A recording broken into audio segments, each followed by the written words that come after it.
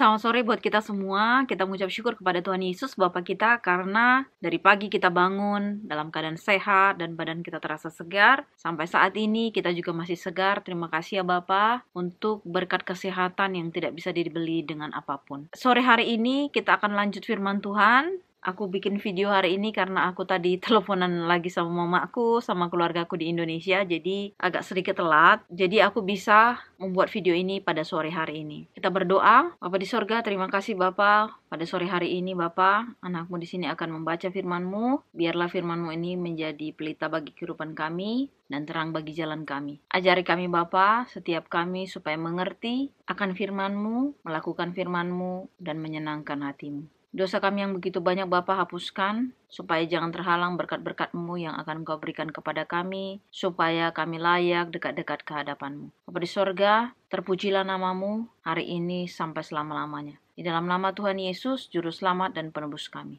Amin. Kalian bisa nonton di video sebelum video ini, di part 122, perumpamaan tentang anak yang hilang. Jadi kalian silahkan nonton di video sebelumnya ya.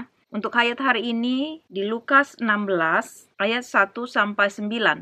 Perumpamaan tentang bendahara yang tidak jujur. Dan Yesus berkata kepada murid-muridnya, ada seorang kaya yang mempunyai seorang bendahara. Kepadanya disampaikan tuduhan bahwa bendahara itu menghamburkan miliknya. Lalu ia memanggil bendahara itu dan berkata kepadanya, apakah yang kudengar tentang engkau? Berilah pertanggung jawab atas urusanmu, sebab engkau tidak boleh lagi bekerja sebagai bendahara. Kata bendahara itu di dalam hatinya, apakah yang harus aku perbuat? Tuanku memecat aku dari jabatanku sebagai bendahara. Mencangkul aku tidak dapat, mengemis aku malu. Aku tahu apa yang akan aku perbuat, supaya apabila aku dipecat dari jabatanku sebagai bendahara, ada orang yang akan menampung aku di rumah mereka. Lalu ia memanggil seorang demi seorang yang berhutang kepada tuannya. Katanya kepada yang pertama, berapakah hutangmu kepada tuanku? Jawab orang itu, 100 tempayan minyak. Lalu katanya kepada orang itu, inilah surat hutangmu. Duduklah dan buat surat hutang lain sekarang juga 50 tempayan. Kemudian ia berkata kepada yang kedua, dan berapakah hutangmu? Jawab orang itu, 100 pikul gandum. Katanya kepada orang itu, inilah surat hutangmu, buatlah surat hutang lain 80 pikul. Lalu tuan itu memuji bendahara yang tidak jujur itu, karena ia telah bertindak dengan cerdik, sebab anak-anak dunia ini lebih cerdik terhadap sesamanya daripada anak-anak terang. Dan aku berkata kepadamu, ikatlah persahabatan dengan mempergunakan mamon yang tidak jujur, supaya jika mamon itu tidak dapat menolong lagi, kamu diterima di dalam kemah abadi. Jadi tadi aku udah baca-baca beberapa artikel dan aku pengen tahu mamon itu sebenarnya apa sih? Aku cek di Google ya. Kata mamon itu mempunyai arti merendahkan, mencari keuntungan secara tidak benar. Keserakahan, sesuatu yang materi seperti uang, harta benda, kekayaan duniawi yang menguasai seseorang dibandingkan dengan pelayanan kepada Allah. Jadi mamon itu seperti kayak harta benda ya. Jadi kalau misalnya kita contohnya punya harta benda, properti dan sebagainya, contohnya lah ya, usaha dan sebagainya, itu kan ibaratnya uang ya. Jadi sebenarnya di sini banyak interpretasi di mana banyak orang pengertiannya ini, pengertiannya itu, banyak sekali. Aku baca aja banyak sekali ada pengertian-pengertian. Tapi dari semuanya yang aku baca tadi itu intinya mamon itu adalah uang atau harta. Kemudian si orang kaya ini kan punya bendahara ya. Jadi dia mendengar desas-desus kalau si bendaharanya ini ibaratnya korupsi contohnya, atau melakukan, katanya di sini menghamburkan milik daripada tuannya. Kemudian si tuan ini bilang, benarkah apa yang aku dengar itu tentang kamu? Kamu harus mempertanggungjawabkan, katanya. Kemudian si bendahara ini mikir, aduh aku nggak bisa nyangkul, aku nggak bisa kerja kasar, kemudian aku malu kalau minta-minta nantinya, katanya. Jadi dia berpikir, oh aku tahu apa yang aku lakukan. Jadi ibaratnya sebelum si bendahara ini dipecat, dia panggil orang-orang yang berhutang kepada tuannya ini. Dan kemudian dia tanya kepada orang yang pertama, kamu utangnya berapa? Katanya 100 tempayan minyak. Lalu kata si orang ini, si bendahara ini bilangnya, nah inilah surat utangmu yang lain, dia tulis di situ jadi 50 tempayan minyak. Jadi ibaratnya dari 100 jadi 50, dikorting sama dia. Ibaratnya dipotong. Dipotong sama dia dari yang 100 menjadi 50. Kemudian orang yang kedua ditanya lagi, berapa utangmu? Katanya sama tuan, 100 pikul gandum. Kemudian dia tulis lagi ya, 80 pikul. Jadi diskon juga lagi, dipotong lagi sama dia. Jadi ibaratnya di sini dikatakan dia memperbuat itu supaya di sini aku baca ayat 4 ya. Aku tahu apa yang akan aku perbuat supaya apabila aku dipecat dari jabatanku sebagai bendahara ada orang yang akan menampung aku di rumah mereka. Supaya ada yang menampung aku di rumah mereka. Artinya dia mendapat bantuan. Jadi karena dia udah tahu mau dipecat sama tuannya, jadi dia cari cara bagaimana supaya dia pun kalau dipecat sama tuan ini, dia masih dapat tumpangan atau masih bisalah kerja di tempat lain, contohnya gitulah. Karena dia memberikan kebaikan kepada orang, tapi melalui dari si tuan ini punya harta. Karena kan dia kurangi. Jadi intinya begini, pada saat nanti dia dipecat, dia dicek, diaudit semua, kan dia sudah mengurang-ngurangi semua utang-utang orang-orang yang berhutang ini. Orang-orang yang berhutang sama tuannya ini kan udah dikurang-kurangi. Jadi orang-orang yang berhutang ini kan pasti mempunyai utang budi sama dia kan. Makanya dipotong-potong sama dia utang-utang orang ya. Yang tadinya 100 tempayan minyak jadi 50. Yang tadinya 100 pikul gandum jadi 80. Jadi kalaupun dia dipecat, dia ketemu sama orang-orang yang berutang itu, dia kan dibantu lah. Karena dia ibaratnya terhutang budi kan, orang-orang yang hutang itu sama si bendahara ini. Contohnya kalau dia dipecat. Nah itulah maksudnya si bendahara ini menggunakan si Mamon ini. Uang itu tadi kan, sebenarnya itu bukan uang si bendahara, tapi uang dari tuannya. Tetapi dia kan posisinya kan bendahara. Masih ada waktu sebelum pemecatan itu. Makanya masih ada kesempatan buat dia untuk memperbaiki dirinya. Untuk seperti kayak menyelamatkan dirinya, contohnya itulah.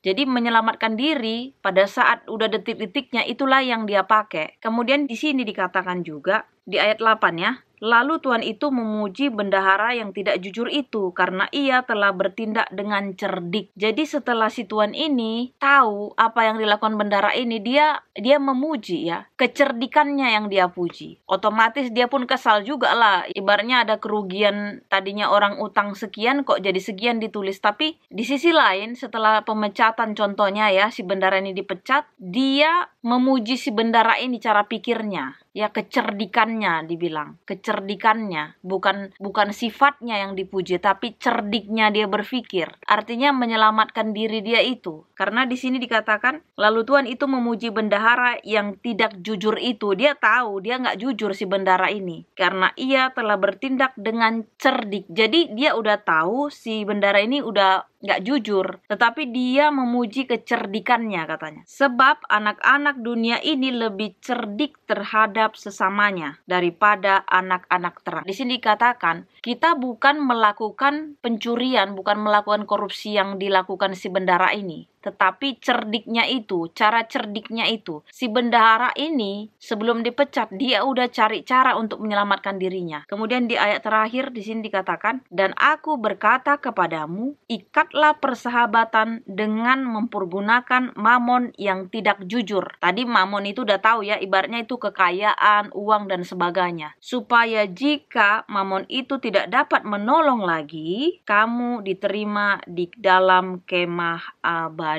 Jadi maksudnya di sini kekayaan atau uang itu adalah mamon. Ibaratnya tadi sudah aku baca pengertian mamon itu ya. Sebenarnya kalau mau dibilang mamon itu nggak ada salahnya kalau di tangan orang yang tepat, orang yang takut akan Tuhan. Tetapi kalau uang itu di tangan orang yang tidak tepat, orang yang nggak takut akan Tuhan, waduh kita udah tahu lah ya. Orang yang jabatannya tinggi aja, kalau sampai dia benar-benar nggak pegang firman Tuhan, dia pasti jatuh. Dan itulah kelemahan manusia. Makanya di sini aku katakan, jangan pernah tinggalkan Tuhan. Jangan pernah kita mengandalkan diri kita sendiri. Karena kita nggak mampu. Terus terang kita nggak mampu. Kita manusia yang penuh dosa. Sedikit aja kita kaya, sedikit aja kita punya uang dan ini dan itu. Kalau kita nggak benar-benar pegang firman Tuhan ini, kita bisa jadi jatuh. Dalam artian bisa sombong. Kita bisa jadi lupa diri. Kita bisa jadi lupa menolong orang. Karena kita jadi berpikirnya untukku gitu. Udah banyak banyak pun uang dia untukku, untuk kesenangannya semuanya. Itulah kenapa dibilang di sini dikatakan, ikatlah persahabatan dengan mempergunakan mamon yang tidak jujur, supaya jika mamon itu tidak dapat menolong lagi, kamu diterima di dalam kemah abadi. Jadi untuk sekarang ini kan, kalau kita memberikan bantuan kepada orang, ya contohnya, pastikan kita itu bukan gila hormat ya, sekali lagi bukan gila hormat, tapi kita jadinya ibaratnya menyelamatkan diri kita secara temporary juga di dunia ini. Kita kasih orang, pasti orang kan pasti baik juga lah pastinya ya. Kalau kita kasih uang sama orang, bantuan ini dan itu, pasti mereka juga menyayangi kita, menghormati kita. Dan apalagi Tuhan Bapa kita pasti melihat, karena kita mempergunakan si uang ini, si mamon ini tadi ya, untuk kemuliaan nama Tuhan. Karena kita diterang. Sedangkan orang yang gak percaya Tuhan aja memperlakukan mamonnya itu dengan baik ya. Contoh beginilah, orang di sini itu juga banyak yang gak kenal Tuhan lagi. Dalam artian mereka tahu dulu-dulunya mungkin ke gereja, dulu-dulunya mereka percaya gitu ya, waktu kecil-kecil ya, kayak keluarga suamiku juga gitu ke gereja, tapi sekarang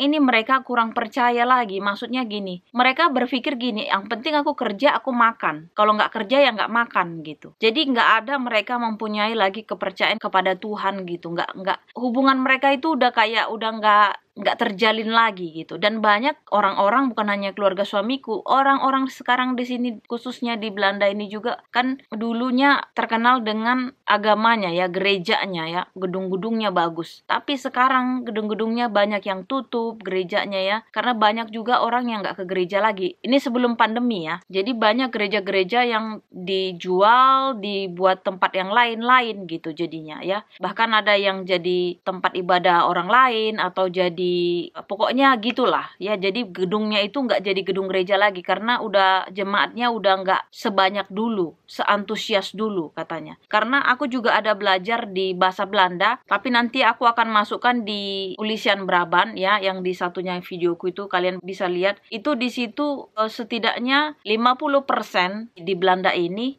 orangnya nggak percaya ya, udah nggak percaya lagi. Ini lebih baik seperti ini aku tunjukin. Jadi ini 50% orang yang nggak percaya Tuhan ya, dibilang di sini.